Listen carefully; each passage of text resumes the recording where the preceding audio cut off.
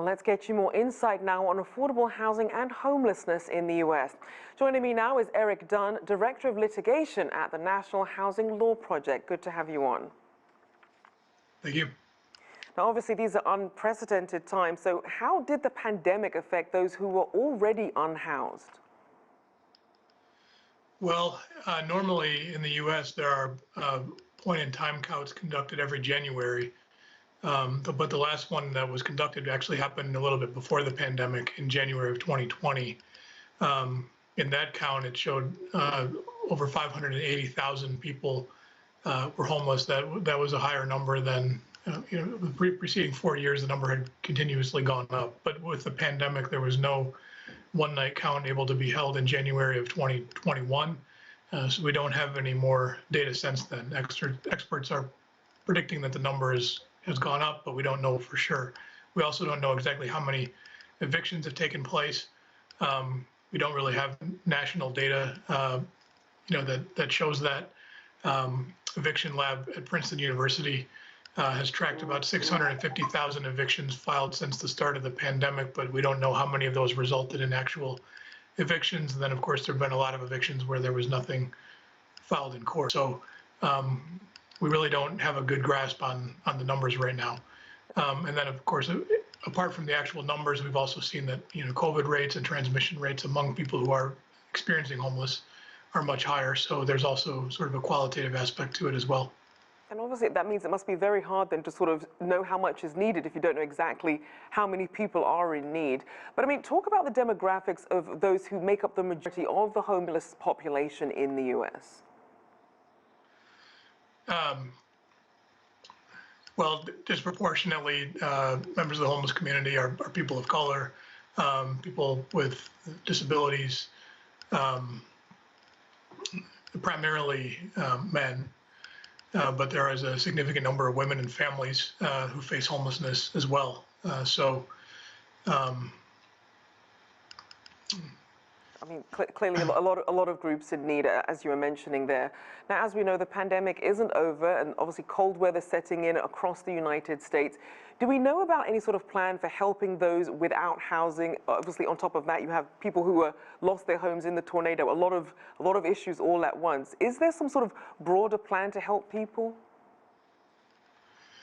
Well, since the start of the pandemic, FEMA, federal agency that deals with disaster response, has been offering reimbursement to local governments for the cost of placing homeless individuals in hotel rooms instead of the usual congregate shelters. That program's been extended through March of 2022. But unfortunately, a lot of cities have been reluctant to participate in those programs. And we've seen a similar story playing out with the federal rental assistance money that's been approved. It's over $46.5 billion of federal money that's in the pipeline to pay rents for tenants who had fallen behind. It can also be used to pay for new housing if tenants have already been displaced and they need money to get in somewhere else.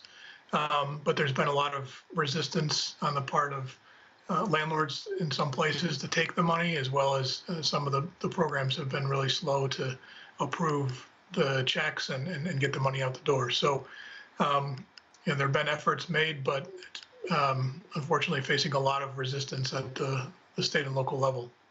And as we've seen with this tiny home project, some of this transitional housing, in terms of longer-term solutions to homelessness, what would you like to see happen?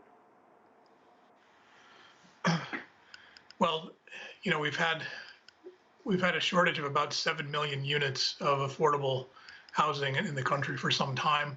We just haven't made the kinds of investments in affordable housing that we need to make to keep up with the demand for it. And so, we're in a situation where nationally only about 35 out of every 100 extremely low-income families that that need affordable housing. These are the people that are at most risk of eviction or facing homelessness.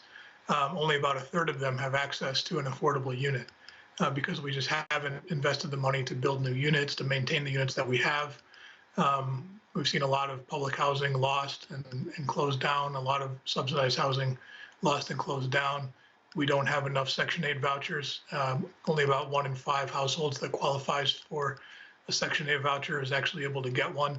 And the waiting lists in most places are closed for years at a time, and they have to hold a lottery to see who can even be added to a waiting list every few years. So we really need to make new investments in affordable housing to, fix up and preserve the units that we have, to fund more vouchers and hopefully to build more affordable dwelling units. Well, I certainly hope that message reaches the right ears. Thank you so much. Eric Dunn there, Director of Litigation at the National Housing Law Project. All right, we're focused